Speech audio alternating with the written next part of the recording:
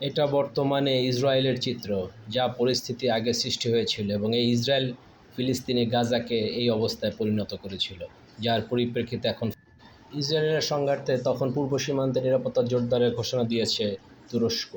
বিশেষ করে সীমান্তে ইরানের সঙ্গে 560 কিলোমিটার দৈর্ঘ্যের সীমান্তে নজরদারি একটি সুরক্ষা ব্যবস্থা বাড়ানো হয়েছে বলে জানিয়েছে তুরস্কের প্রতিরক্ষা মন্ত্রণালয়ের একটি সূত্র। বর্তমান সংস্থা রয়টার জানিয়েছেন এই তথ্য।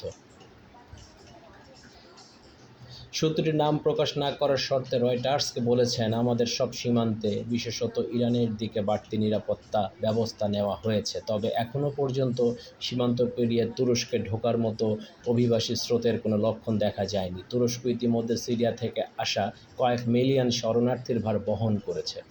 এমন অবস্থায় দেশটি আরও শরণার্থী গ্রহণে অনিচ্ছা প্রকাশ করেছে। কর্মকর্তারা জানিয়েছেন, নতুন করে কোনো শরণার্থী ঢুকতে দেওয়া হবে না। ভালো থাকবেন দর্শক, বিদায় নিচ্ছি আজকের মতো। আল্লাহ হাফেজ।